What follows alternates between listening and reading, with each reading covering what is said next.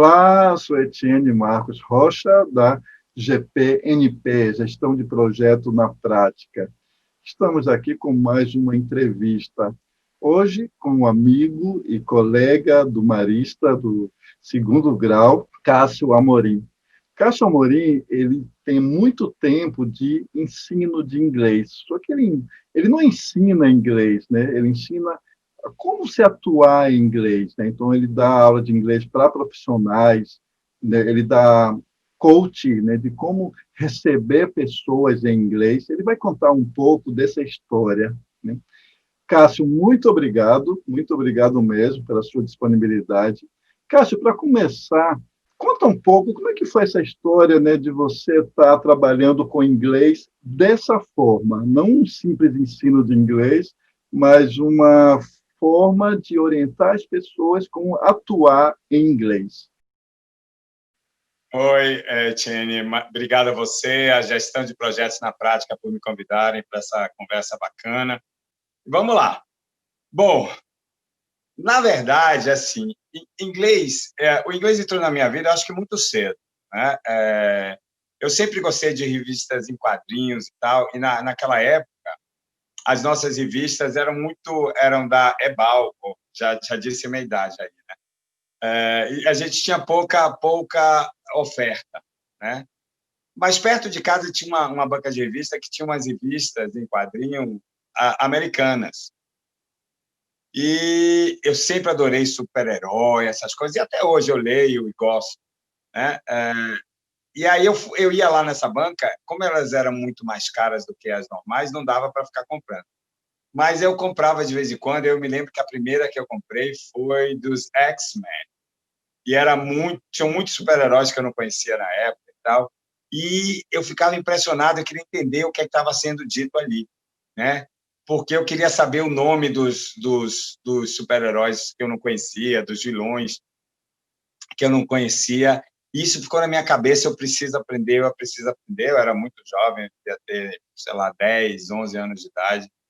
E isso foi o meu incentivo, né?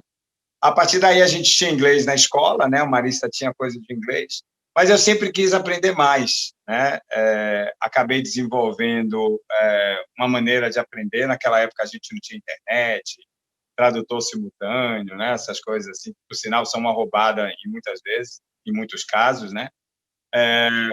E a gente tinha que se virar mesmo, né? Eu usava música para ganhar vocabulário, aprender palavras novas, mas tinha uma dificuldade que às vezes tinha um esticamento da palavra para poder atender a métrica, né, melódica, e ficava difícil entender qual era aquela palavra. Mas foi bom porque a partir daí eu criei uma ferramenta que eu passo para os meus alunos, que é o seguinte: você usa a música, ouve, primeiro deixa ela tocando, depois você fica tentando prestar atenção na letra, e no final você tenta escrever a letra. Se você conseguir escrever as palavras que você conseguir escrever, mesmo que você as desconheça, se você for procurar no dicionário, e você encontrar aquela palavra, ver que ela existe, nunca mais você esquece nem a palavra nem o significado dela. Fazer bem, você tem que se dedicar. Tem um tempo que você tem que dedicar aquilo, né? Se você quer ser um bom jogador de futebol, você tem que treinar e fazer coisas relacionadas à sua performance física e tudo mais. Com o inglês não é diferente. Você tem que estimular, você tem que praticar, ouvir música, assistir filme, ler livro, etc. Né? Tudo que possa estimular o seu cérebro nesse processo de aprendizagem. Bom, inglês passou a ser uma parte paralela da minha vida porque era prazer, né? Eu fiz economia, mas na verdade, eu sempre tive uma carreira em línguas paralela, né? Eu dava aula para os meus amigos, eu dava aula para os filhos dos pais dos meus amigos, né? Dos amigos dos pais dos meus amigos, né? Então eu sempre tive essa coisa meio de professor. Aí você está perguntando, pô, como é que você chegou a falar inglês super bem, né? Claro, tem a coisa da dedicação e tudo mais, mas eu fui morar em Nova York, eu trabalhei como modelo muitos anos, eu acabei morando em Nova York, E nesse momento em que eu morei lá, é óbvio, você tem chance de usar o que você aprendeu e refiná-lo, né? Esse conhecimento fica muito melhor, você ganha fluência, você ganha a capacidade de listening, melhora muito, a sua pronúncia, você adquire, de alguma maneira, o sotaque de onde você está, né? E aí todas essas coisas contribuíram para que meu inglês melhorasse muito, claro. Eu me lembro, para mim, quando eu estava lá, eu tinha sempre a preocupação, eu fazia assim, como você falou essa palavra? Ah, assim, não, sua língua, porque as pessoas têm que entender que o uso do aparelho respiratório, cordas vocais e língua para falar a língua diverge de língua para língua, né? Então, o espanhol, o inglês, o alemão, eles usam a língua e o aparelho respiratório de maneiras diferentes do que o português, por exemplo, né? Alguns entre eles semelhantes, por isso você vê, às vezes, pessoas de determinado país falando inglês muito bem, porque elas têm aí uma similaridade na maneira como o corpo utiliza as cordas vocais, línguas e aparelho respiratório na fala, né? Isso facilita bastante a qualidade, né, da reprodução da língua. Por outro lado, se você pensar em China, Japão, Índia, é completamente diverso e você percebe aquelas... Existe muita piada, muita brincadeira. É óbvio que tem pessoas nesses países que falam inglês muitíssimo bem também, né? Mas é um pouco mais difícil. O francês, que o sotaque fica ainda no fim, né? É muito mais forte, brasileiros e tal. Então, eu chegava e perguntava, como é que você faz isso? Onde é que vai? Ah, não sei, eu fiz, faça devagar, preste atenção e me diga. Então, eu fazia isso com todos os meus amigos, eles morriam de dar risada, mas o que eu acho o fator fundamental é a sua determinação, a sua vontade de aprender. Eu acho que existe aí uma ideia pré-concebida e absolutamente equivocada de que inglês é muito difícil, que inglês não é para mim, que inglês isso. Não, eu acho que tudo na vida em que você se dedica, tudo na vida em que você dá o seu melhor, você consegue um resultado positivo para você. Eu trabalhei com inglês em Salvador durante 12 anos, depois eu me mudei para São Paulo, fiquei aqui um pouco, fiquei aqui um pouco, né? Estou aqui desde então, e aqui também trabalhei com isso. Só que nessa história aí, no meio desse caminho, a gente teve a Universidade de Cambridge, ela lançou um exame novo, né? A gente vai falar dos exames de Cambridge, provavelmente, e os comuns. Cambridge tem exames desde criança até nível de proficiência. Então, esses menores, flyers, movers, starters, que são os para criança, eles, na verdade, eles não reprovam nem aprovam, eles são incentivadores, vamos dizer assim. A criança recebe escudos no seu diploma de acordo com a sua performance no exame. Então, são 5 linhas ou 4 linhas de escudos, e aquilo que vai impresso lá no seu certificado, né? Depois disso, a gente tem o CAT, o PET, o FCI, CEI, CPI, BEC, tinha o Bullets, né? O IELTS, e a gente vai falar sobre isso. Aí, a Cambridge tinha lançado no mercado um certificado chamado ILEC, que é o certificado de inglês jurídico. E eu fui convidado para pilotar esse livro aqui, né? O que é pilotar o livro? Criar a maneira como ele vai ser dado para os alunos. E aí eu fiz com uma turma de procuradores do Estado, da Bahia, né? Todos que ficaram até o fim foram aprovados, inclusive eu, né, que aproveitei. E aí é que eu digo, é a coisa da oportunidade. Eu pensei, poxa, eu não sou advogado nem nada, mas eu estou preparando as pessoas. Eu não vou ter essa certificação, vou fazer. Até que se desculpa, no momento futuro eu resolver usar isso, eu tenho a certificação para provar que eu tenho a qualificação necessária para fazer. E era um exame muito bacana, tinha a ver com a Translegal, que é uma empresa muito grande, e dava a possibilidade de pessoas que não fossem nativas trabalhassem na Austrália, na Europa, no Canadá, nos Estados Unidos, e acho que alguns países da Ásia. Agora, sim, eles poderiam trabalhar nos departamentos jurídicos das empresas, né? Não dá para você defender um caso na corte, mas você poderia fazer a parte de aconselhamento legal, produção e confecção de contratos, né?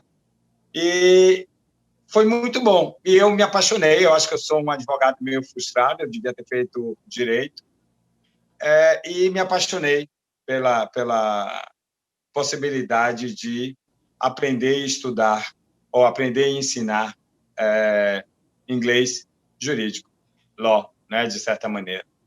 E me dediquei, fiz isso, e quando eu resolvi sair de Salvador e vir para São Paulo, uma das coisas que passou na minha cabeça é, poxa, São Paulo é a cidade que tem mais advogados do mundo, mais faculdade de advocacia do mundo, sei lá, é uma coisa assim. E eu disse, bom, vou para lá porque é um mercado muito vasto, e eu tenho uma qualificação que quase ninguém tem. E vim para cá, né? Infelizmente, o certificado ele não perdurou, eles descontinuaram, acho que em 2016, se eu não me engano. Eu acredito, talvez por ser muito difícil, talvez por não ter chamado a atenção, ou por não ter trazido o income, a receita que eles esperavam, né? Eu sei que ele foi descontinuado, hoje em dia tem um novo exame no mercado deles também, chamado TOLS, que tenta ir por essa vertente. Eu particularmente não conheço, ainda não vi. Houveram algumas substituições, né, nesses certificados. A gente teve aí o Bullets, ele foi substituído pelo Lingua Skills, né? Mas eu acho que eu preciso deixar a Etienne falar alguma coisa aqui, deixa eu ver o que ele precisa, porque senão eu não paro nunca mais. Oi, Cássio, muito legal, né? Você falou uma coisa bem legal aí, que a gente tem muito isso, né? Alma de professor, né? Eu sempre digo que muitas pessoas já nascem com alma de professor, né? Você falou que ensinava desde novo, né? Eu também, o meu caso também, então a gente tem essa necessidade, né? Uma necessidade que a gente tem de ensinar. Isso acontece muito comigo e, pelo que eu vi, acontece com você também. Você falou aí que você, né, ensina agora, né, para o pessoal da área jurídica, né? Como é que é ensinar inglês para o pessoal da área jurídica? Qual é o desafio que você tem aí? Eu entendi que tem uma certificação também, né? Muitos talvez procuram para certificação, mas muitos devem procurar também para tratar juridicamente com pessoas de outros países, né? Me fala um pouco sobre isso, sobre essa sua experiência de ensinar para o pessoal da área jurídica, ensinar inglês para o pessoal da área jurídica. É muito legal, assim, para mim é muito legal, eu acho direito apaixonante, né? E, de novo, como eu disse, eu acho que eu sou um advogado frustrado. Todo mundo, porque você não faz advocacia, direito agora, tal. Eu disse, não tenho mais idade, muita, como é que eu digo, muita dedicação, é muita entrega para você poder fazer. Mas, olha, é muito legal. Assim, a gente pensa, né, que, supostamente, direito é uma coisa que ficaria limitada dentro do seu país. Não é. Hoje em dia, se a gente prestar bem atenção, o mundo é uma provínciazinha pequenininha. Então, as multinacionais elas estão em todos os lugares e, por isso, tanto escritórios gigantescos como os escritórios pequenos têm a possibilidade de ter clientes estrangeiros, tanto de lá para cá quanto daqui para lá, né? E aí criou-se uma necessidade premente do profissional de direito que pudesse fazer essa comunicação, que pudesse entrar em contato com seu cliente. Como sempre, eu acho que existe no Brasil aquela coisa que é muito comum entre nós, existe a coisa da informalidade. Então, por um tempo, as pessoas achavam que essa história Mi, Tarzan e o Jane estava muito bom, contanto que o cliente entendesse você, tudo pela comunicação, né? Mas aí eu comecei a conversar com meus alunos e dizer o seguinte: você é um alto executivo na sua profissão, no que você faz. Você não pode deixar que o seu cliente olhe para você com um ar de superioridade, como se ele estivesse fazendo um favor em lhe entender. Então, você tem que falar inglês, que o que acontece muito é o que eu chamo, as pessoas pegam o português e dão uma camada de tinta de inglês por cima e acham que estão falando inglês, mas toda a construção não é natural do inglês, ela é aportuguesada. Ou criam, como é que eu digo, traduções pura e unicamente em cima do achismo, né? Então, cria, às vezes, uma má comunicação. Então, quando eu comecei a trabalhar com os escritórios de advocacia de São Paulo, eu trabalhei já com alguns, o que é que eu via? Às vezes, eles respondiam para o cliente e a linguagem utilizada não era a linguagem correta. Então, eles não sabiam direito como dizer petição, ou não sabiam dizer direito como dizer uma intimação, ou qual é a palavra genérica para isso, como é que todos os papéis de corte, numa corte são chamados, tem uma palavra única, no caso seria, vamos lá, o writ, né? E aí, eu não sabia que era assim, eu não sabia que era assado, poxa, eu não sabia que dizia isso, ou como é esse procedimento jurídico em inglês, né? Diferente de português, se existe, porque ainda tem isso, assim como a tradução, o ensino de uma linguagem específica, eu não vou lhe dizer que é um inglês instrumental, nesse caso realmente não é, mas assemelha-se é muito difícil você fazer uma tradução ipsilítere. Você tem que entender qual é o correspondente naquela língua. E isso é o fundamental. E isso, para mim, é a qualidade fundamental de um bom tradutor. Ele tem que entender que não é exatamente o que está escrito ali, porque no outro país é falado de uma maneira diferente. E a gente tem muito, e às vezes você tem que mostrar isso para o seu aluno para ele entender, né? Então, eu trabalho... No começo era porque as pessoas queriam prestar o ILEC, até que o ILEC deixou de existir.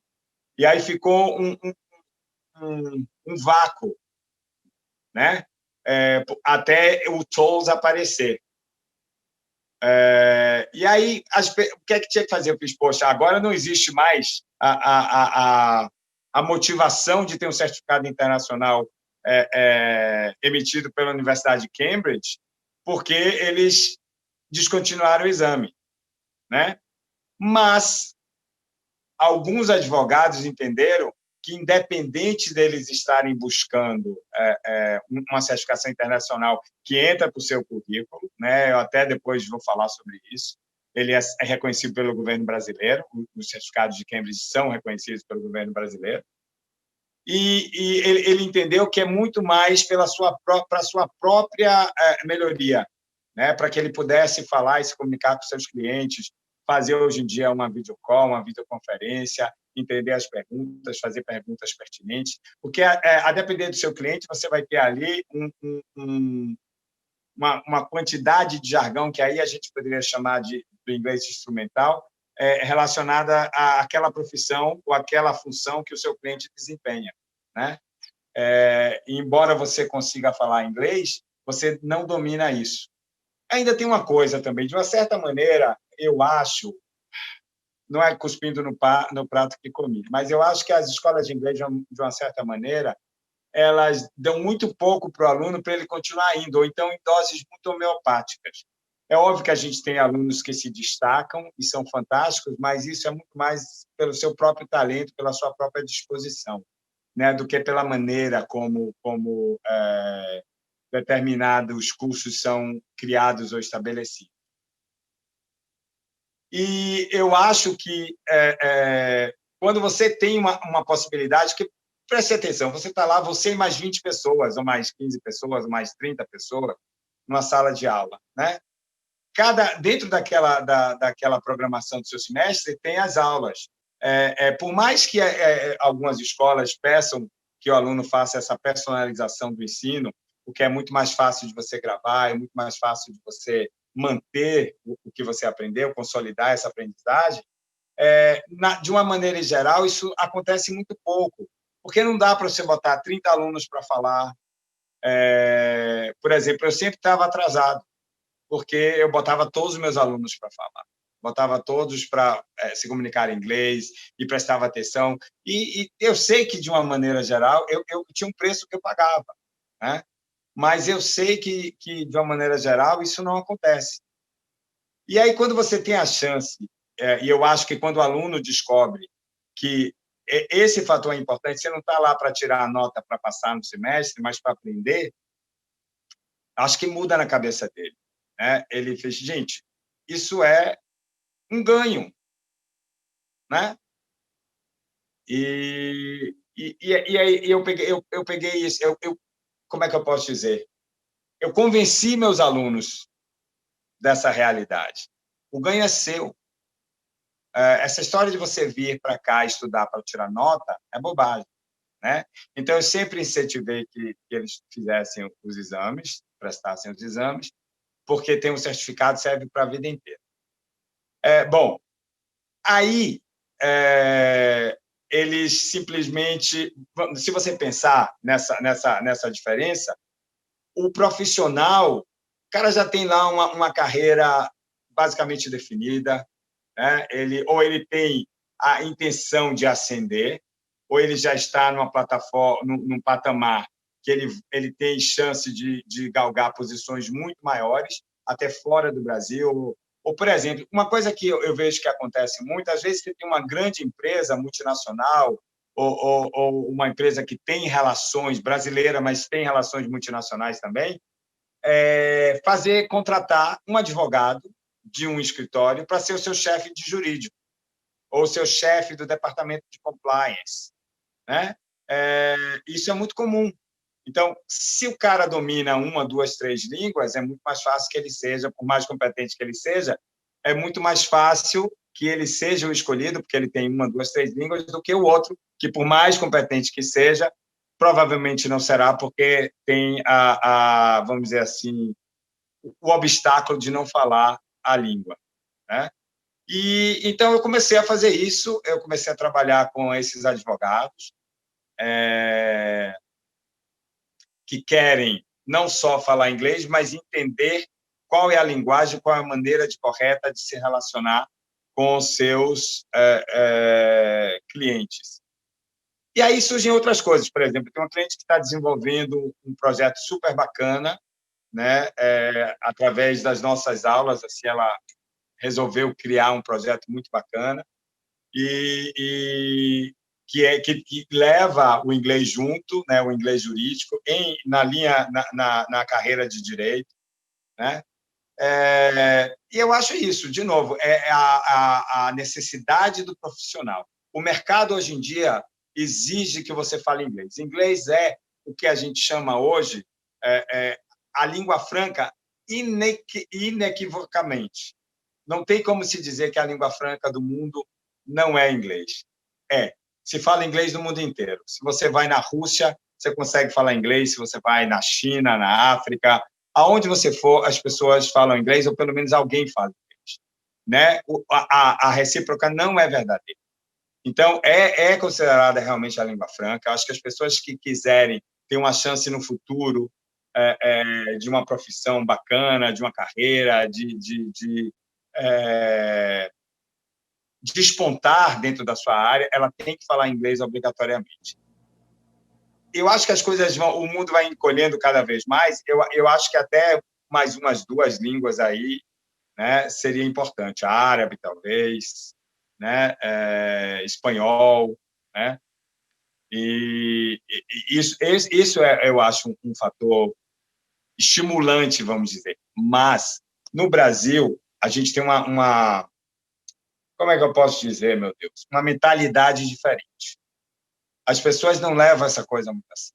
Uma grande empresa de Salvador virou para mim e fez: eu preciso aprender inglês. ontem. Aí eu falei, legal. Ele fez, eu sou o melhor do que eu faço na minha área, mas eu não falo inglês. Eu sempre tenho que levar um rapaz jovem comigo, novo, que fala inglês, para ele fazer as apresentações e tal. Não vai demorar muito, vão oferecer para ele 1/10 do que eu recebo, e ele vai fazer o meu papel. Não com a mesma qualidade, mas suficiente para atender a demanda que eles querem, né? E aí eu falei, tá vendo, Elié, se eu tivesse me dedicado nas aulas de inglês da minha adolescência. Então, isso é muito recorrente, esse arrependimento, porque as pessoas não levam inglês a sério. Inglês é uma ferramenta absolutamente importante no desenvolvimento profissional, no alavancamento da profissão, da carreira dentro da profissão, né? Além do que, serve para tudo. Você ouve a banda que você mais gosta, ou o cantor que você mais gosta, ou a poesia que você quer entender, você vai no país, você consegue se comunicar, você come a comida que você quer, você não tem dependência, você não fica à mercê da bondade dos outros, nem da falta de bondade dos outros, né? Então, não existe perder. É como a gente diz em inglês, a win-win situation. Você vence de qualquer maneira, é bom para você de qualquer maneira. Então, você incorporar a sua vida em inglês, você só tem a ganhar. Muito legal, Cássio, muito legal. Cássio, e as certificações, elas são realmente necessárias, né? Você falou aí, né, de aprender o inglês, né, de necessidade, isso aí está bem claro, né, está bem claro para todo mundo. Mas e as certificações, né? Quais são as certificações, assim, as mais conhecidas, as mais solicitadas, e em que caso elas são necessárias, né? Por exemplo, alguém que está se formando agora, né? É recomendado que tenha alguma dessas certificações em inglês? Fala um pouquinho do quais são as certificações e da necessidade delas. Ótimo, Etienne. Eu acho perfeita. Essa pergunta é absolutamente pertinente e útil, né? É claro que sim. Eu sempre dizia, se você está numa escola, por exemplo, que prepara você para certificações, ela sem ter um certificado, é a mesma coisa de você ver o espetáculo da banda que você mais gosta e no bis que ele vai cantar a sua música preferida, você sai antes. Eu acho, por todas as razões óbvias, as certificações internacionais reconhecidas são extremamente importantes. Vamos lá. Os exames. Eu já falei, os para criança a gente já viu, né? Flyers, movers, starters. Aí depois você tem CAT e PET, que são para adolescentes, lá 11, 12, 13, 14 anos de idade. Isso é uma estimativa, tá? Você pode ter uma criança de 12 anos que passa FCE, tá? Depende do nível de inglês dela. Porque, na verdade, não tem muito a ver com a idade, apesar de hoje criarem certas limitações por causa da maturidade, etc. Mas eu, particularmente, acho que isso é uma bobagem, porque o que interessa é a qualidade a qualidade e a capacidade de comunicar-se bem na língua que ele está fazendo o teste, né? Prestando o exame. Aí você tem o FCI, que é o primeiro, né? Seria um intermediário, o CAI, que muitos dizem é o exame mais difícil de todos, que é a parte de avançado, e o CPI, que é o nível de proficiência, né? Por que as pessoas falam? Porque se você chegou ao nível de proficiência, você já está razoavelmente bem para muito bem. Na parte do avançado, que é o CAI, ainda está lá meio lutando para garantir o conteúdo e tal. Então, muitos dizem achar o CAI mais difícil. Eu quase que concordo, mas eu acho que depende muito da preparação do próprio aluno. Tá? Aí você tem os testes niveladores. Antigamente, você tinha o TOEFL e o IELTS. Salvo engano, o TOEFL foi substituído pelo Lingua Skills, que é um teste novo, tem menos de 2 anos no mercado. Eu realmente não sei muito sobre ele. Tanto o TOEFL quanto o IELTS, eles são testes niveladores, eles não são certificadores. Eles dizem que, por 2 anos, que é a validade desses testes, o seu inglês tem nível X. diferentemente dos certificados que atestam que o seu nível de inglês é aquele. Tem a CEF, que é a Common European Framework. É uma série de exigências, especificações, vamos dizer, que foi criada pelos grandes institutos de língua na Europa. Então, assim, na França, na Inglaterra, na Alemanha, na Espanha, na Itália. Então, se a gente tem essas 5 línguas, vamos falar só delas por enquanto, que são muito difundidas pelo mundo, em razão dos seus próprios países, né? E eles criaram especificações equivalentes para que a pessoa que esteja no nível A1, de acordo com a Common European Framework, ela vai ter o mesmo nível de conhecimento ou de alcance que a pessoa em inglês, em francês, em espanhol, em italiano, em alemão, por exemplo. Se ele está no B1, supostamente, cada um na sua língua, eles atingiram o mesmo patamar de conhecimento, né? O que é isso? A1, A2, B1, B2, C1, C2. É um pouquinho básico no começo, A1, A2 é de básico para intermediário, B1 é de intermediário para avançado, mais ou menos, né? B2 já é um avançado melhor, C1 já é um nível de proficiência muito bom e C2 é a proficiência absoluta. Eu fiz isso aqui, uma analogia muito rasa, mas é basicamente isso, para que as pessoas entendam, porque também não adianta ficar falando muito de ciclo, né? O importante é que elas entendam a separação de acordo com o nível de conhecimento. E aí você tem essa mesma, vamos dizer, maneira de avaliação, ela é feita em todas as línguas, tá? Bom, esses são as certificações. Os niveladores, como eu falei, TOEFL e IELTS. E aí você tem o Bullets, que é um exame que ele foi usado pelas empresas, até para fazer uma avaliação. Às vezes a empresa pagava curso de inglês para o funcionário, ou fazia um curso de capacitação de funcionário e não sabia se o funcionário estava indo, se estava fazendo. E o Bullets ele vem para criar esse entendimento, para dar esse entendimento às empresas.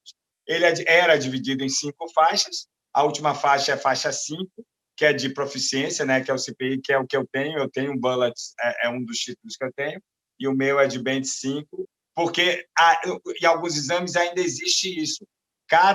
Você tem o que eles chamam de Band, que seria faixa, né, ele coloca você num nível de conhecimento. Por quê? Porque o Bullets, como eu falei, era um termômetro para ser usado dentro dos negócios, das empresas. Então, ele tinha que avaliar desde a pessoa que tinha o inglês básico até a pessoa que tinha o inglês de proficiência, né? O Bullets ele foi substituído pelo LinguaSkill. É o que eu falei, tem dois anos aqui.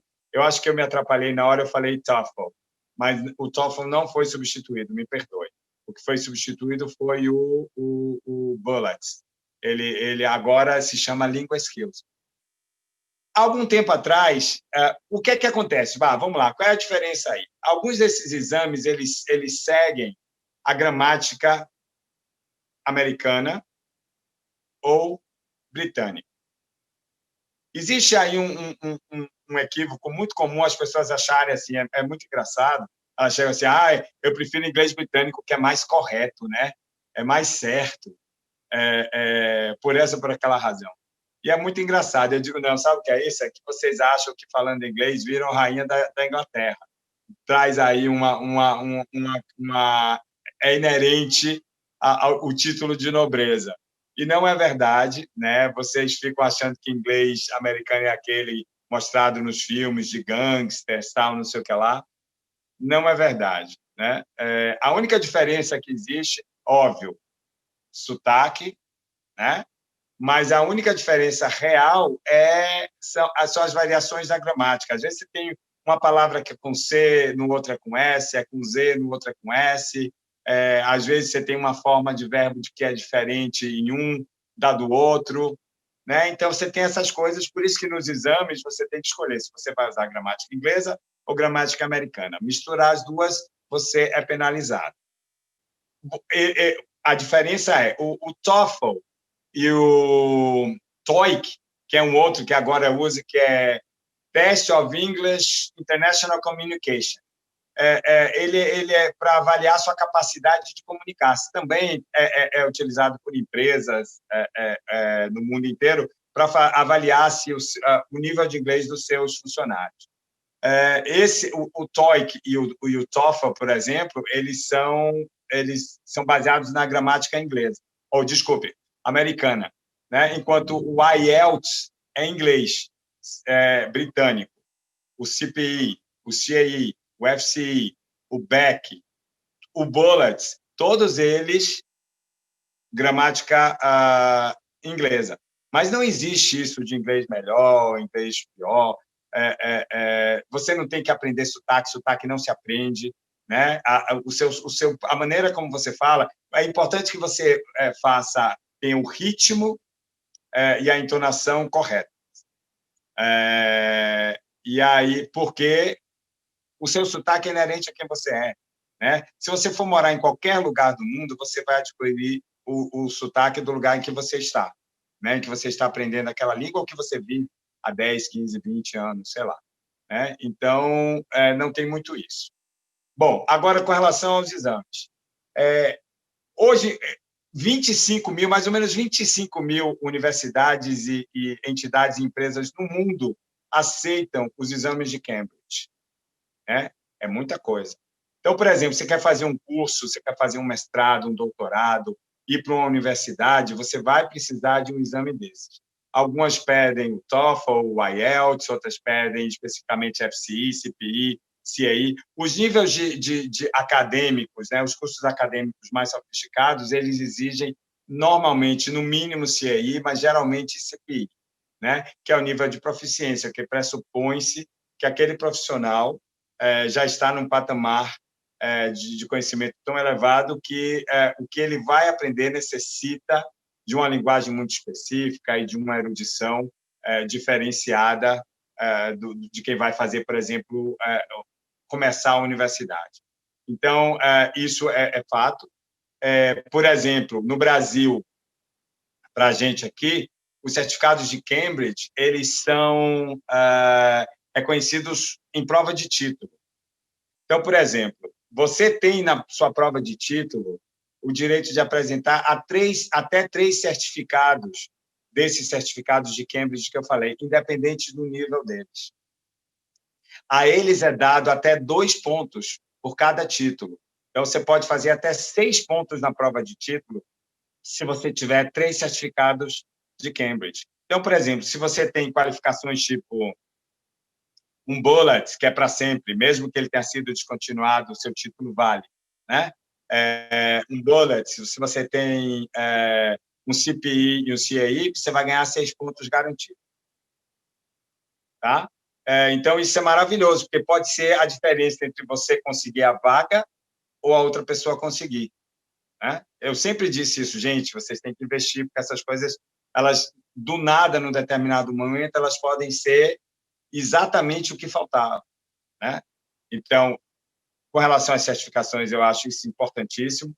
Se você vai fazer um mestrado, um doutorado, por exemplo, que tem doutorado não, mas você vai fazer um mestrado ou um curso que leve 2 anos, 2 anos e meio, 3 anos, e a universidade pede um TOEFL ou um IELTS, por exemplo, provavelmente, depois de 2 anos, ela vai pedir que você faça um novo, porque, como eu disse, ele tem uma validade, ele é nivelador, ele é um placement, na verdade. Ele diz que você está com aquele nível de inglês naquele momento, mas ele só pode garantir que aquilo é real durante 2 anos.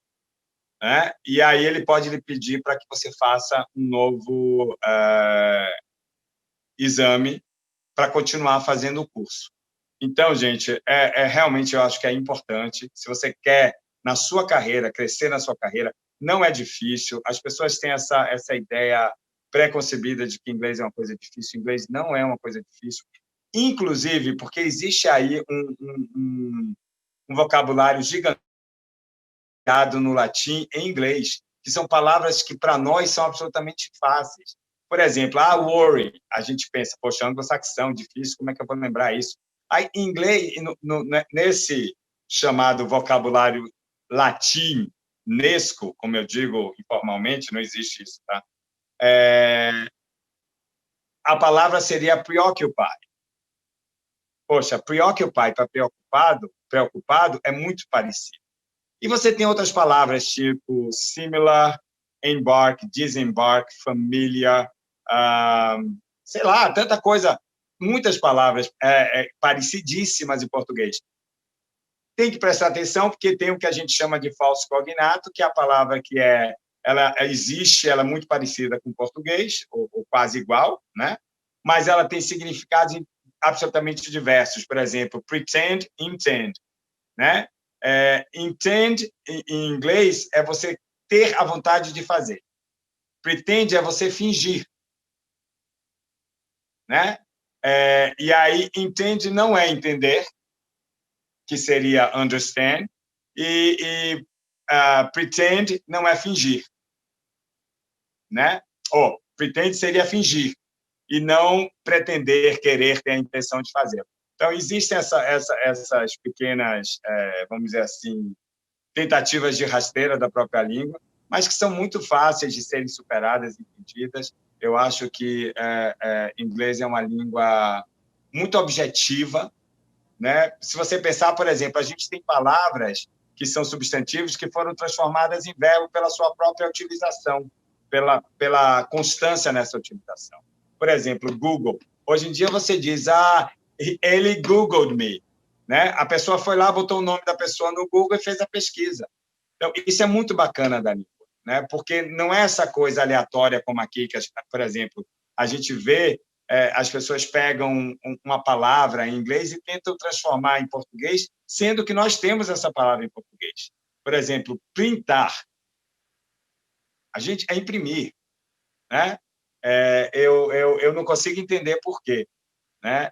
Há muitos anos atrás, eu era muito jovem, eu me lembro conversando com um gramático português importantíssimo, e ele me dizendo o seguinte, que eles tinham um plano de criar uma gramática única para o português no mundo, baseada no Brasil, na maneira como nós usávamos a gramática, né? Como nós falávamos. Eu perguntei por quê, fiquei surpreso, né? Na verdade, aquela coisa colonizado, né?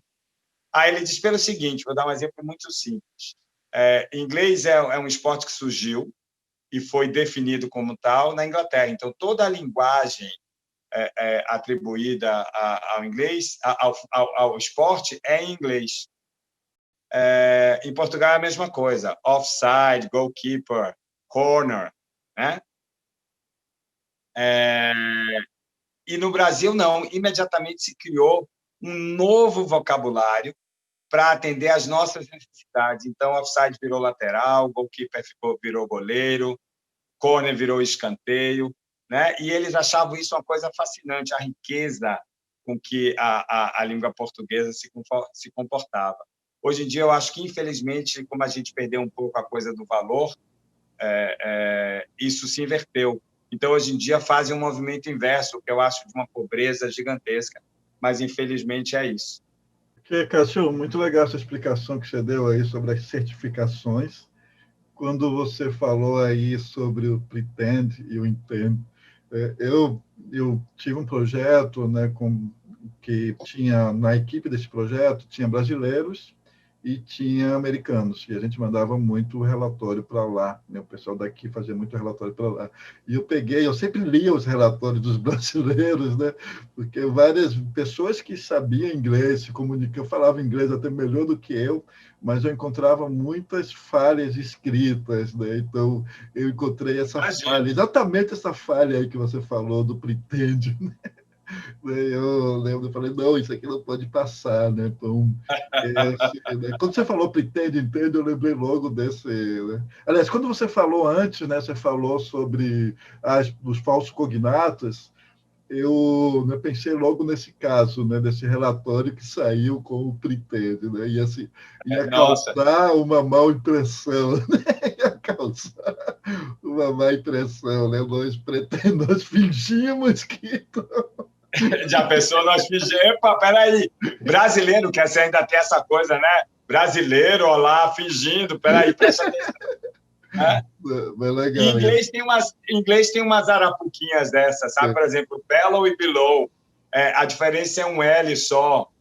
Um tem um L, outro tem dois, e muda completamente o significado, a pronúncia e tudo mais. Né? É muito engraçado. Às vezes você tem a mesma palavra com sons diferentes, se for o mesmo verbo, se for no presente ou no passado. Né? Então, é uma língua fascinante.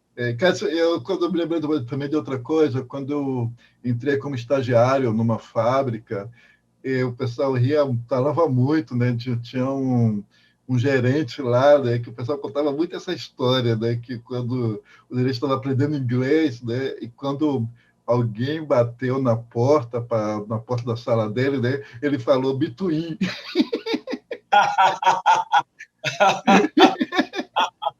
Essa foi ótima. Gente, Between é ótimo, né? Eu nunca me esqueço dessa história, né? Eu era Muito boa, viu? estagiário. Eu vou dar uma roubada aí nessa história e vou botar no meu repertório. Isso há Gostei muito muito desse tempo Between. atrás, né? Mais de 30 anos atrás, eu nunca Eu, vi. eu vou aproveitar, vou botar uma. A gente fazia muitas composições para os alunos responderem e tal. E aí eu me lembro, um dia eu recebi uma composição e foi logo depois, né, dessa coisa, de eu começar, e eu fiquei apavorado. Eu fiz, meu Deus, eu tive algum dano neurológico, porque eu estou lendo e eu não entendo nada. Liguei para a minha supervisora, né, e amiga queridíssima, e disse, Jack, pelo amor de Deus, eu estou com algum problema neurológico, eu não consegui entender nada do que está escrito aqui. E mandei para ela, falei, me mande. Ficou assustadíssima, né? Porque, sei lá, se eu tinha, talvez eu pudesse ter tido um AVC, né? Sei lá. E aí mandei para ela, daqui a pouco ela me liga morrendo da risada. Não, Cal, não é isso não, pode ficar tranquilo, eu também não entendi nada não, sabe? Que é esse tradutor eletrônico. Tinha acabado de surgir o Google, né? E eu não usava, nunca usei esse recurso. Então, eu não tinha conhecimento. Aí eu fui ver, fiquei pirado. Eu disse, nossa, que sacanagem comigo, né? E aí eu fui lá testar. Aí botei Mata Atlântica. Aí a tradução que ele me dava era o verbo to kill, que é matar. Aí botava o pronome masculino he, / pronome feminino she, né? He, she, era assim, he/she kills, porque como está na terceira pessoa o verbo muda, né? Então, he, she kills Atlantic. Essa era a tradução. Eu levei para a sala, eu fiz uma aula sobre isso, é exagero. Mas na minha aula eu mostrei e disse, eu não aceito se vocês me derem qualquer coisa de tradutor eletrônico, eu vou dar 0. Não vou dar a chance de fazer outro. Tem esse problema mesmo, né, do tradutor. Hoje está melhor, mas ainda a gente encontra algumas coisas assim. Né? Não, tem, porque, na verdade, eu não sei hoje como é, mas naquela época não contextualizava. E língua é basicamente contexto. Fala nisso, né, que você falou aí do contexto, você faz um trabalho também de preparar pessoas para situações que vai trabalhar com a língua inglesa, né? Sim. Você trabalhou muito tempo também fazendo recepção, acompanhamento de políticos e celebridades internacionais, e aí você tem esse preparo para, né, fazer mentoria, né, de pessoas para fazer essa recepção também, ou trabalhar em algumas situações, como entrevista, né? Alguém vai fazer entrevista. Eu já fiz uma entrevista em inglês de outro país, e realmente é bem diferente, né? Como é que é né, esse preparar pessoas para essas situações usando a língua inglesa? É muito engraçado. Você foi longe agora, hein, Etienne? Nossa Senhora. Eu trabalhei muito cedo, muito jovem. Eu trabalhei no Receptivo Especial da Baía Custa, semi governador, né, que era uma coisa para lá da outra, com pessoas que eu tenho carinho até hoje. E nessa função específica, a gente tinha... a Bahia foi muito cosmopolita. Eu acho que a gente mudou. Mas há 30 anos atrás, nós éramos, eu acredito, absolutamente cosmopolitas. A gente tinha, por exemplo, na praia, o Porto da Barra, ele te trazia ali, você tinha... Era quase um pedaço da Europa da quantidade de estrangeiros. Você tinha muito modelo, atores, cantores do mundo todo. Por exemplo, lá eu conheci a estrela de O Outro Lado da Meia-Noite, uma atriz francesa lindíssima. Acabamos nos conhecendo, né? Entre tanta gente, brasileiros, muitos. E a gente sempre teve um fluxo de estrangeiros e de interesse pela Bahia muito grande. Por isso também a gente tem a Bahia é muito rica culturalmente, musicalmente, a sua culinária, a sua história, a tradição, figuras históricas, figuras importantes dentro da história nacional e do mundo, né? Então, ela sempre atraiu muita gente. Tem alguns casos engraçadíssimos. A gente recebeu, por exemplo, eu recebi uma vez a TV estatal da Bélgica. Era uma repórter, uma senhora, com todos eles já tinham mais idade. Eu acho que por ser estatal, eles estavam lá há mais tempo. Mas era uma senhora com mais dois, o cameraman e mais um outro, que agora não me lembro o que é que fazia. E eles vieram fazer, eles tinham ido a Salvador fazer um documentário sobre a cultura baiana. E eu fui escalado para recebê-los, né?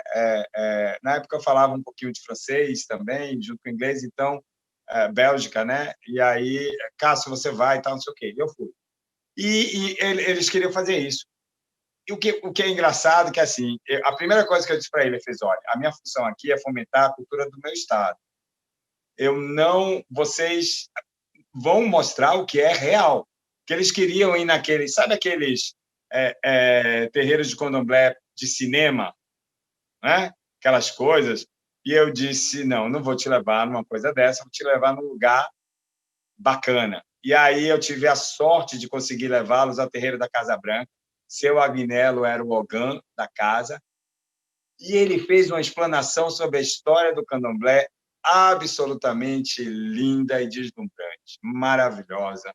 Eu saí encantadíssimo, consegui passar para eles esse encantamento. Ele explicou que Mãe de Santo não tira foto, que festa de terreiro não é fotografada nem filmada. Ele explicou que as Mães de Santo, por exemplo, levam 7 anos, três ciclos de 7 anos, dormindo no chão, primeiro no colchão pequenininho, depois numa esteira e depois no chão duro, né? E que elas acreditam que se fossem fotografadas no exercer das suas funções ou quando incorporadas, elas perderiam esse dom. Então, tem uma história muito linda, muito rica a respeito. Bom, independente disso, eles não puderam filmar nada, foram lá, só aprenderam. Quando eles saíram, eu falei, Cássio, mas eu queria que você nos levasse num desses folclóricos. Eu posso levar, mas se ficar, a gente vai assinar um documento que você vai usar a título de ilustração folclórica, não como realidade, porque isso não é a cultura do Estado. E eles fizeram, depois eles submeteram o documentário para o governo do Estado na época e foi aprovado. Tem um outro caso engraçadíssimo, Zé Pirelli veio para Salvador. Tem uma casa ali na Graça, do lado da Igreja da Graça, que é uma casa espetacular, né? Super linda. Foi a Casa Coa, alguns anos atrás. E aí, né, essa casa, ele queria usar nas filmagens do filme dele, de um filme dele aí, novo, que agora, óbvio, eu não me lembro qual é. E quando ele chegou lá, ele fez uma oferta para os donos e os donos recusaram. E ele ficou ofendidíssimo, né? Como assim? Eu sou Zé Firelli, como é que você não vai, não quer que a sua casa apareça no meu filme? Eu estou lhe oferecendo, se eu não me engano, me perdoe aí se for errado, mas eram $5.000 por dia de gravação, e eles recusaram. Ele ficou tão bravo, que deu um chilique, caiu na escadaria da casa e quebrou a perna. O resto da viagem, da estadia dele em Salvador, foi de cadeira de rodas, as pessoas tendo que empurrar e tudo mais. Assim, é uma tristeza, mas foi engraçado, né?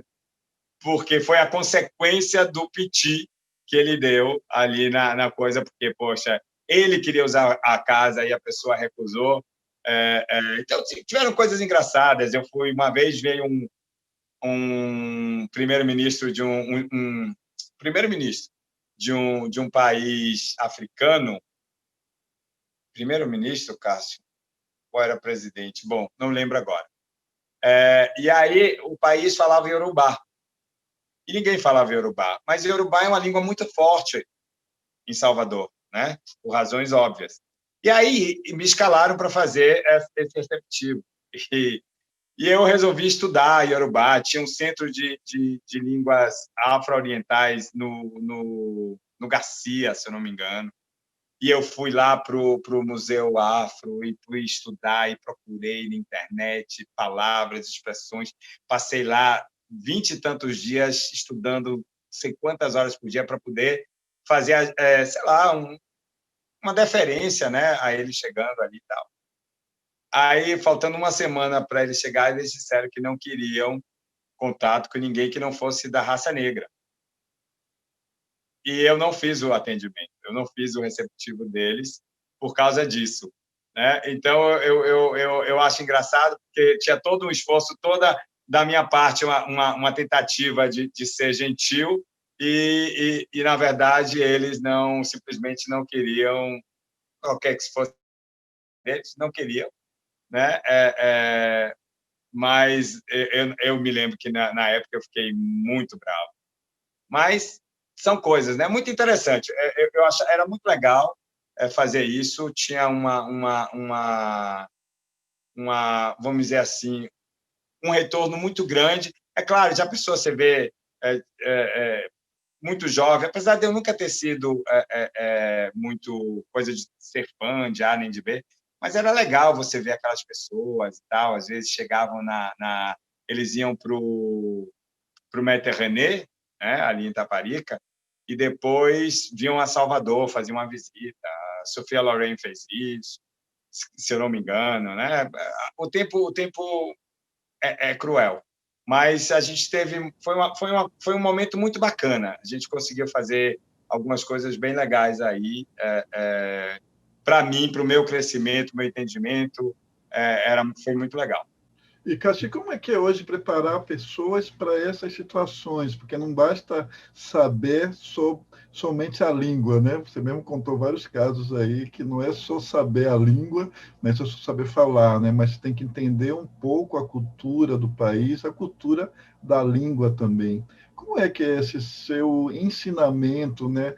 Para preparar pessoas para essas situações, como, por exemplo, uma entrevista de uma empresa americana?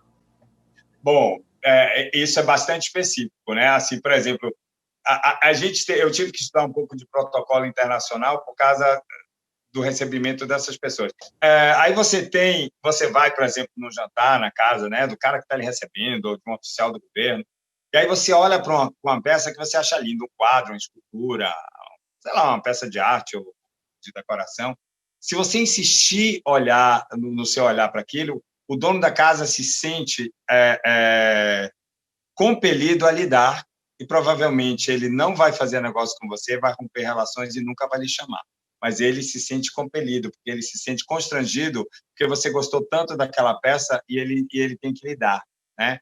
Por exemplo, numa reunião com uma missão japonesa, geralmente quem fala não é a pessoa mais importante, ele é o representante. A pessoa mais importante ou está no fundo ou está ali. Ele, toda vez que ele se sentir meio ameaçado ou perdido, ele olha para a pessoa para buscar autorização, mas normalmente quem faz toda a negociação não é a pessoa mais importante do grupo. Então tem umas coisinhas assim que são super legais, eu adorei fazer. E aí para você fazer, existem muitas situações. Por exemplo, se você vai migrar para um país como o Canadá, você precisa do TOEFL. O TOEFL tem dois níveis. Você tem o acadêmico e tem o que seria, vamos dizer, o geral. Para você imigrar, você precisa do geral. Se eu não me engano, a nota é alguma coisa entre 6,5, 7, 7,5. Eu realmente não me lembro agora. você tem a entrevista, tal, e você tem o teste para fazer. Eu fiz preparação de algumas pessoas, alguns casais que migraram para o Canadá, né? Ou, por exemplo, eu fiz de uma menina que queria ganhar uma bolsa do Lions Club. E aí eu fazia uma entrevista para estudar fora do Brasil, pago pelo Lions Club. E aí a gente fez uma entrevista, eu meio que inferi quais perguntas seriam feitas para ela, e a gente trabalhou em cima disso e tal. Pronto. Por exemplo, eu tive uma pesquisadora baiana, quer dizer, aí em Salvador, que ela tinha um trabalho sobre água. E tem uma premiação que como é que eu digo, subsidiada por um príncipe árabe, que dá não sei quantos mil euros para o melhor projeto sobre água no mundo inteiro.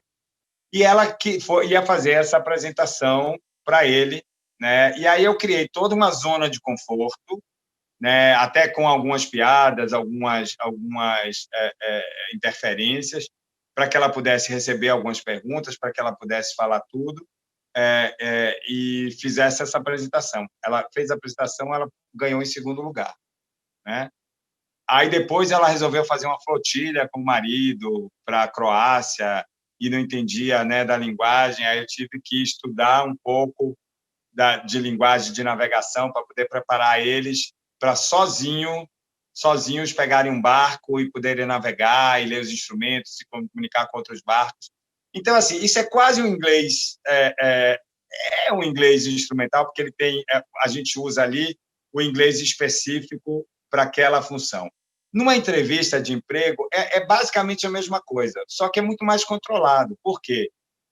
Existe, claro, a performance do entrevistado. Ele precisa, tem certos pontos que ele tem que passar segurança, ele tem que passar conhecimento sobre a empresa, por que ele está ali fazendo aquela entrevista, porque, pô, você vai fazer uma entrevista para trabalhar na empresa X, e você não sabe nem do que se trata, a pessoa não vai lhe contratar nunca, né? E é óbvio, como existem essas diferenças culturais, você tem que ser, vamos dizer assim, avisado sobre determinadas situações. Por exemplo, a gente, de uma certa maneira, eu acho que o brasileiro é um pouco rude, né? Então, alguém fala alguma coisa, faz o quê? Fala o quê? A relação entre pessoas que não se conhecem é formal. Não é para você chegar abraçando, beijando, não é para você chegar... existe aí o chamamento, né? O pronome de tratamento, você tem que usar, né? Mr., Mrs., Miss, Madam, você tem que usar isso. Você não fala, não chama a pessoa pelo primeiro nome, a não ser que a pessoa lhe permita fazê-lo. Você pode perguntar, você se importa que eu lhe chame de Mary, ao invés de Miss Smith, né? Então, isso pode acontecer, sim. Ou então a pessoa pode dizer, não precisa me chamar assim, não, me chama de Mary, né? Então, mas essa relação, ela é inicialmente formal. Então, por exemplo, se você não ouve o que a pessoa, você nunca diz o quê? Né? Você faz, I'm sorry, I beg your pardon. Então, você tem algumas expressõezinhas que você tem que usar por uma questão de cortesia e educação. Andando na rua, se a pessoa vem na sua frente, excuse me, I'm sorry. Né? Normalmente, assim, excuse me é quando você pede licença, tipo assim, você acha que a pessoa meio que está incomodando, e I'm sorry quando você acha que você está incomodando a pessoa. Então, eu acho que é importante essas dicas, né? Até para, por exemplo, quando você vai fazer uma prova para um exame na parte do speaking, né? O aluno tem que ser preparado para interagir com o outro, né? Ele não pode ser o dono da situação, ele tem que compartilhar. Então, tem todas essas coisas. Até no preparatório para o próprio certificado, a gente orienta dessa maneira. É esperado de você isso, isso e aquilo. Então, você tem que tentar dar o seu máximo para poder atingir o que é esperado de si. Muito legal, Cássio, você falou aí também quando você falou, foi um projeto, né, um projeto, né, sobre água, né, então isso aí, né, ou seja, isso tem, essa situação tem, porque o gerente de projeto, profissional de projeto, ele está tendo sempre que apresentar ou defender o projeto dele ou apresentar o que a gente chama de status report, né, que é o relatório de acompanhamento do projeto, Do né, andamento, né? do Do andamento do andamento projeto. o andamento Isso. do projeto. Então, isso é uma coisa que a gente e tem toda uma linguagem, como você falou, né? Tem toda uma linguagem. Você tem que saber colocar piadas, né? Ou seja, não deixar uma coisa nem muito formal e nem muito informal. Né? Tem que ser uma coisa, É, claro. né? Tem que ser. Então isso é muito importante, né? Para quem está fazendo projetos, principalmente com que vai ter algum fomento internacional ou projetos em parceria com o internacional, como esse que eu falei, né? Então, esse foi um projeto em parceria. E aí você falou também dessa coisa da formalidade e informalidade, uma coisa que me chamou bastante atenção quando eu comecei a visitar vários clientes em outros países, que, por exemplo, teve um diretor de uma empresa que o cartão dele tinha Bob, né? O nome dele era Robert, né? Mas no cartão de visita dele tinha Bob, né? Nossa. Então, era um americano isso, né? Então, tem essa coisa formal, mas, ao mesmo tempo, não é tão formal assim. É, claro, é claro. Para colocar Mas Bob, eu assim, nunca vi um brasileiro colocar o apelido no cartão, né? eu também nunca vi. Nunca vi. E lá, e lá eu É, vi de vez em quando, entendeu? Então, né, para as mulheres também tem muito isso, né? Alguns nomes, né? Ela usa o apelido e não o próprio nome, né? Então, isso é... e às vezes eles usam doutor, PhD, eles usam as suas graduações nos cartões e até nos cartões de crédito. É muito engraçado isso. Né? Isso tinha também. Que aí seria a contraparte, né? O oposto. Cássio, e as traduções, que eu sei que você já fez também traduções, fala um pouco sobre as traduções que você já fez, né? O que você está fazendo e qual o desafio de tradução, né? Que eu acho que também tem desafios grandes nas traduções. Fala um pouco sobre isso. Ó, tradução eu acho uma coisa apaixonante. É difícil, mas eu acho apaixonante. Na verdade, eu comecei a traduzir. Uma amiga aqui de São Paulo me pediu para fazer uma tradução de O Corvo, de Edgar Allan Poe, que ela ia apresentar, e aí ela perguntou se eu faria para ela. Eu fiz, né? Foi, acho que, a minha primeira tradução a ser avaliada, vamos dizer assim. Eu já fazia coisas para o governo, é claro, mas assim, numa universidade, nível, né? E aí eu mandei para ela o negócio. E depois ela me ligou que a professora queria me conhecer porque ela tinha gostado. E aí pode até parecer um pouco de falta de modéstia, mas para um adolescente, um jovem adulto, ouvir que a sua tradução estava melhor do que a de Machado de Assis, foi assim uma maravilha.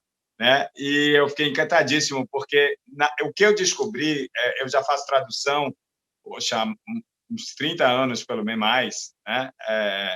Eu descobri que é o seguinte, a tradução não é ipsiliter. Ipsiliter, até em alguns momentos, funciona.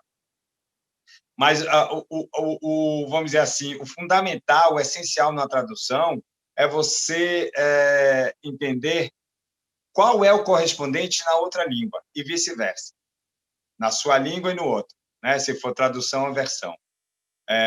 Então, essa é a grande questão. Eu dou sempre um exemplo, né?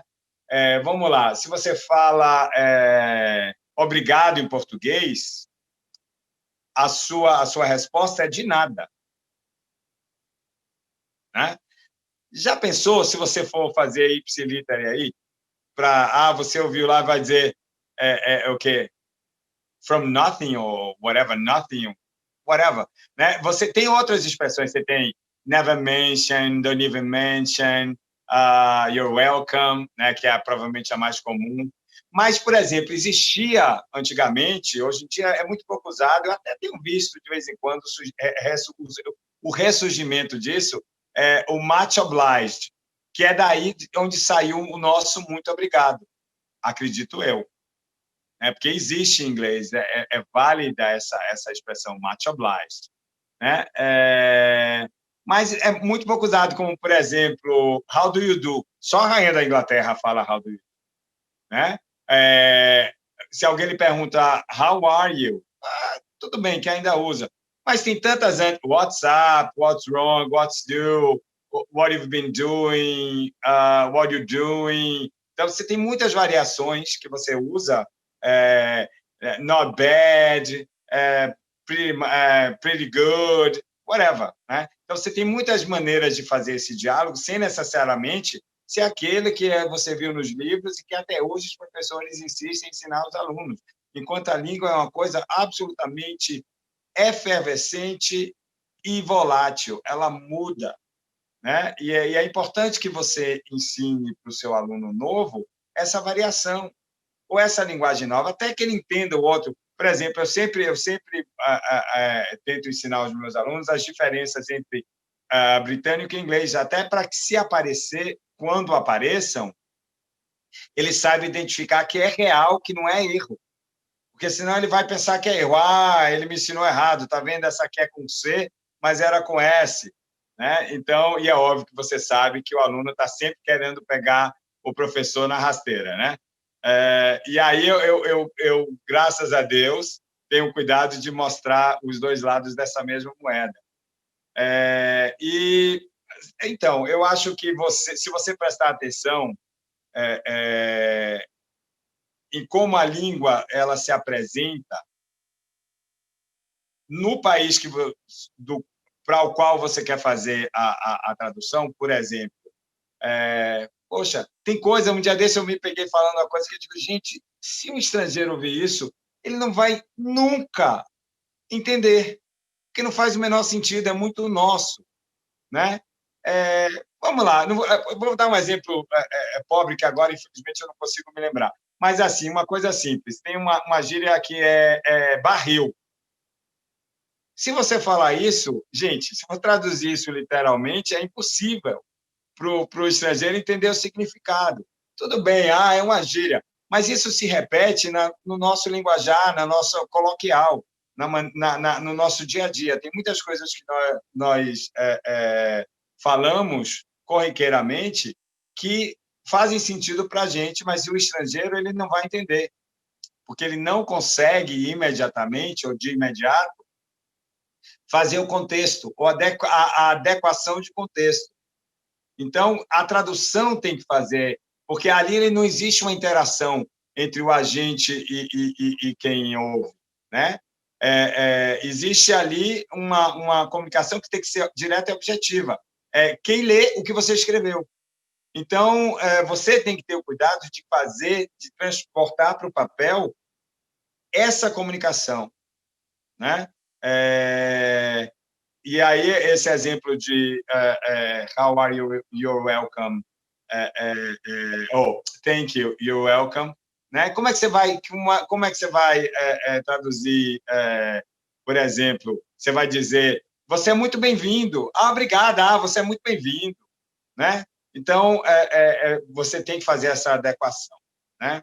Eu traduzi já bastante coisa, eu traduzi, sei lá, a Braskem fez uma vez uns diálogos, não sei o nome agora, tem muitos anos, e um era com Philip Glass, eles me pediram para fazer tanto a transcrição quanto a tradução para o DVD, né? Eu fiz, sei lá, muita coisa. Um manual, se eu não me engano, é do Emoba.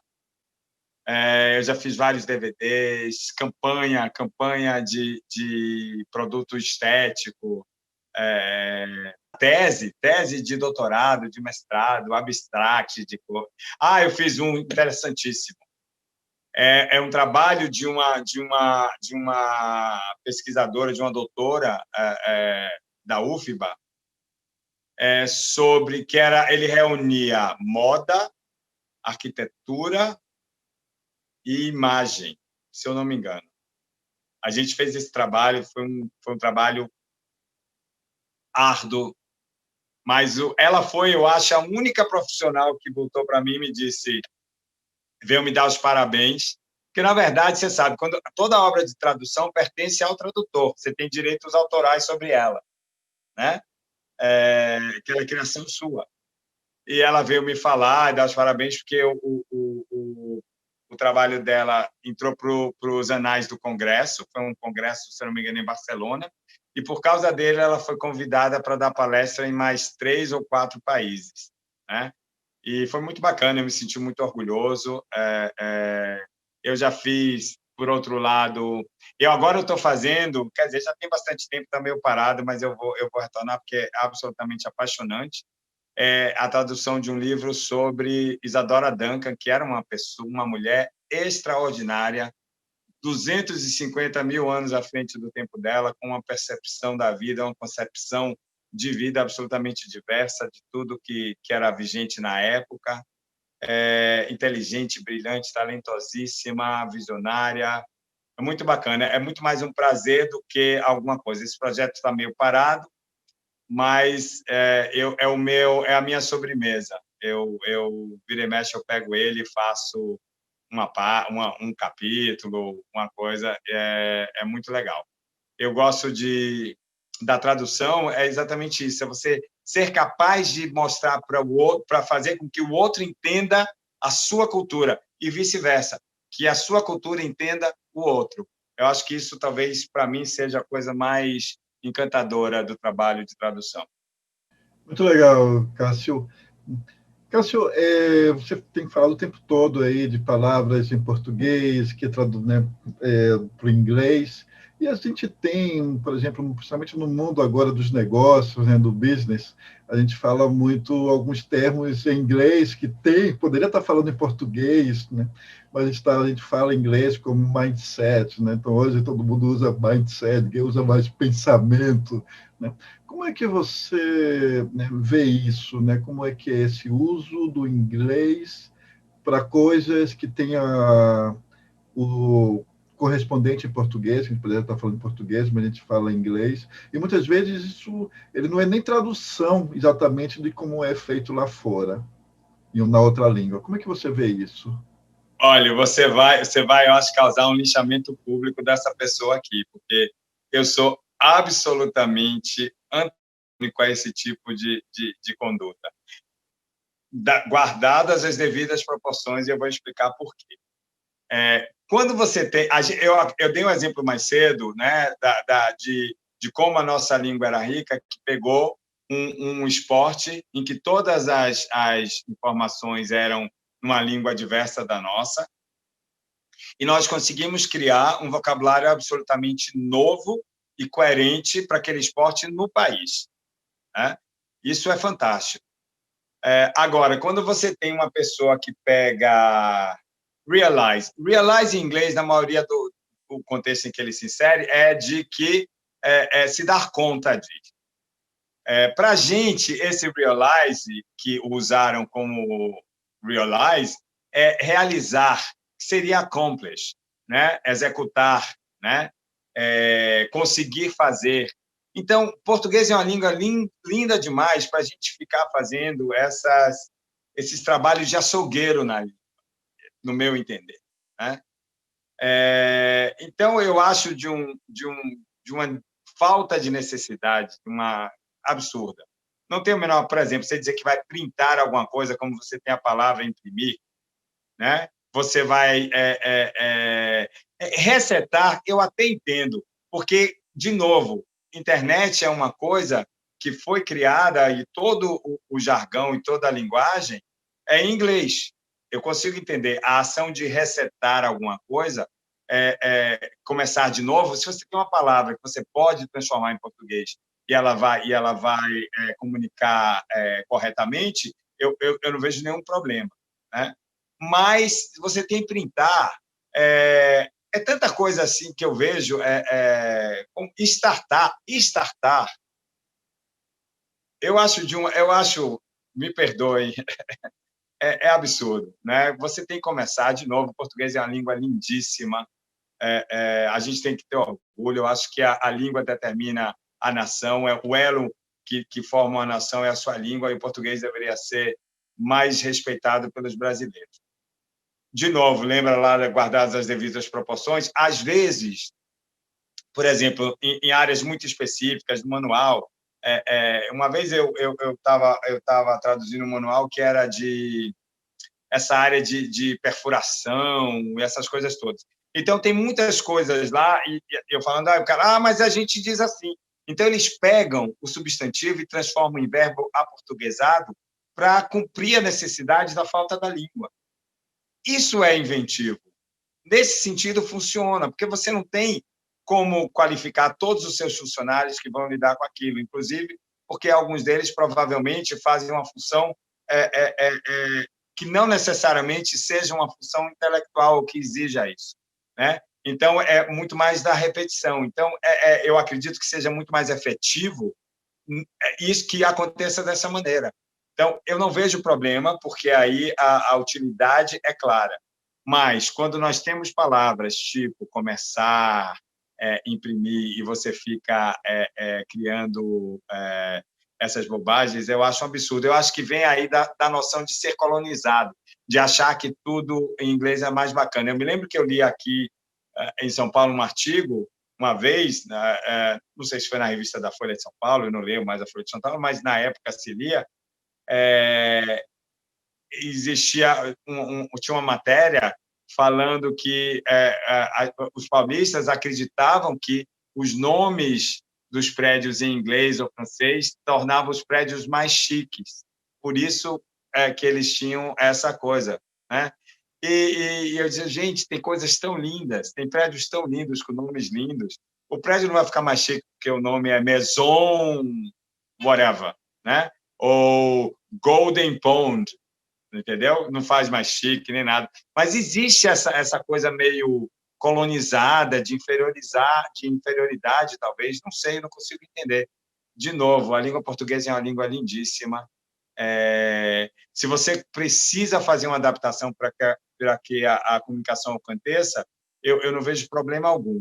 Mas daí a você violentar, para não usar uma outra palavra, a sua língua por uma percepção absolutamente equivocada de ser mais chique ou mais sofisticado, como você vê lá, mindset, qual foi o outro exemplo, Etienne, que você falou? Tem também stakeholders também, que o pessoal fala, né, no lugar de parte Então, aí interessada. a gente pensa, Né? gente, para quê? Para que isso? É porque, de novo, eu acho que está aí implícito, e aí é uma percepção empírica da minha parte, a falsa ideia de que isso faz com que seja mais chique, mais bacana, mais assim ou mais assado. E é muito comum. Eu já vi coisas interessantíssimas que eu acho um horror, né? Mas eu já vi, eu digo, gente, de onde essa pessoa tirou isso?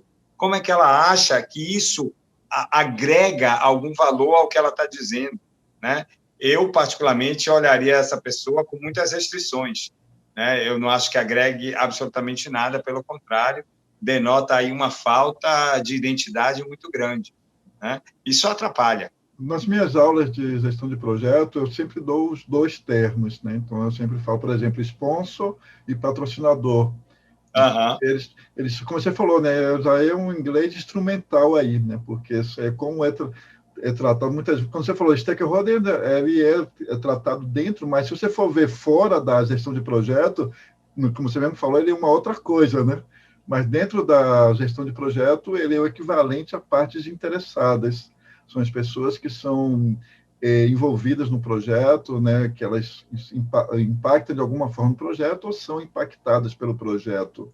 Então, a gente usa aí um termo, como você falou, inglês instrumental, né? Um termo técnico que a gente tem que usar. E geralmente eu dou os dois termos, por quê? Porque se você for tratar na outra língua, né, muitas vezes não é correspondente. Por exemplo, stakeholder, não é lá não é, seria não é interesse de parte, né? Se você for traduzir ao pé da letra, né? Parte interessada, né? Mas não é isso, né? Então, por isso que eu sempre, geralmente, eu dou os dois, porque você pode estar em outro país, né? Muito legal, Cássio, né? Muito legal, né? Então, para terminar agora, Cássio, né? Que dicas, né? Você já deu um monte de dicas aí, mas que dicas você daria de uma forma compacta, né? Para quem está se formando, por exemplo, para quem está precisando do inglês, né? Para quem está querendo se desenvolver no inglês, que dicas você daria? Bom, eu posso dizer assim, primeira coisa, não existe performance boa se você não pratica e não se dedica em qualquer coisa. Num esporte, num jogo que você joga na internet, ou jogo... Se não praticar, você não vai melhorar. Não existe caminho fácil, né? A primeira coisa que você tem que fazer é tirar essa ideia. Você não precisa falar português para falar inglês, né? Não precisa, as línguas são independentes, elas até se intersecionam, como eu falei, né? nessa parte do vocabulário que tem uma raiz no latim, né? Mas, de uma maneira geral, se uma deixar de existir, não causa nenhum tipo de efeito na outra. Então, você tem que focar em aprender inglês. Procure uma escola, se você vai fazer uma escola, procure uma escola que seja séria.